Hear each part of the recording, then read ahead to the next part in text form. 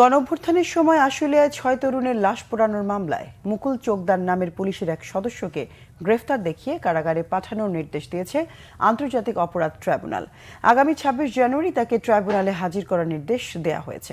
Chief prosecutor Mohammad Tajul Islam বলেন, জুলাই আগস্টের গণহত্যার অকাট্য প্রমাণ পাওয়া গেছে, জড়িত কাউকেই ছাড় দেওয়া হবে না। রিপোর্ট করছেন SM ফয়েজ। ব্যাপক গণঅভ্যুত্থানের মুখে শেখ হাসিনা দেশ ছেড়ে পালিয়ে যাওয়ার পরও ছাত্র জনতার উপর নির্বিচারে গুলি চালায় পুলিশ। আলামত নষ্ট করতে আগুনে পুড়িয়ে দেওয়া হয় লাশ।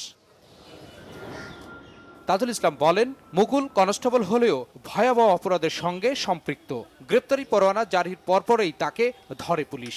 কনস্টেবলকে ধরলেন, উপরের গুলা ধরেন নাই কেন? উপরের গুলাকে ধরা হয়েছে ইতিমধ্যেই। সেখানে যে ওসি ছিল সে পালিয়ে গেছে, তার বিরুদ্ধে গ্রেপ্তারি পরোয়ানা জারি আছে। তার উপরে এএসপি ছিল, এসপি ছিল, তাদেরকে গ্রেপ্তার করা হয়েছে।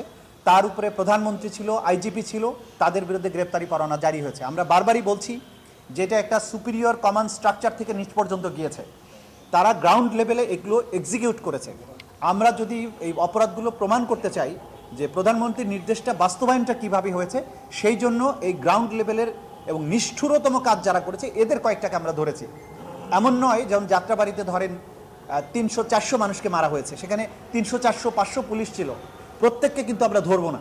আমরা তাদের কমান্ডারদেরকে ধরবো, কিন্তু যখন ঘটনাটা সরাসরি প্রমাণের প্রশ্ন আসবে, একেবারে অকাট্য প্রমাণ পাবো যে এরাই সরাসরি আগুন দিয়েছে লাশে, তখন তো তাকে স্পেয়ার করার কোনো সুযোগ নেই। যাদের নির্দেশে লাশ পুড়িয়ে আলামত নষ্ট করার চেষ্টা করা হয়েছে তাদের সবাইকে ধরা হবে, কাউকে ছাড় দেওয়ার সুযোগ নেই বলেও জানান তিনি।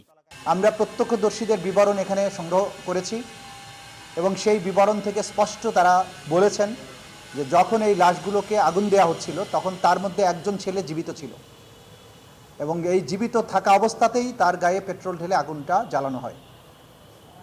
জুলাই আগস্টের বাংলাদেশে সংগঠিত যে নারকীয় হত্যাযজ্ঞ এবং নারকীয় বিভৎসতা, যেটা তদানীন্তন প্রধানমন্ত্রী সহ সরকারের উচ্চপদস্থদের নির্দেশে এই পুলিশ বাহিনী সংগঠিত করেছে, তার নৃশংসতার প্রমাণ এটা। খুব তাড়াতাড়ি ইনশাআল্লাহ আমরা এই তদন্ত কার্যগুলো চূড়ান্ত প্রতিবেদন, অর্থাৎ তদন্ত যে প্রতিবেদন, সেগুলোকে চূড়ান্ত করতে সক্ষম হব।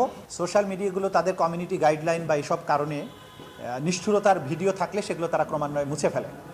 এগুলোকে আমরা সংগ্রহ করে, আমরা ডাউনলোড করে বা আমাদের আর্কাইভ করে সেগুলোকে আমরা ইতিমধ্যেই সংগ্রহ করেছি। সেগুলোর থেকে যাচাই বাছাই করে কোর্টের উপযোগী করে প্রেজেন্ট করার কাজটা চলমান আছে।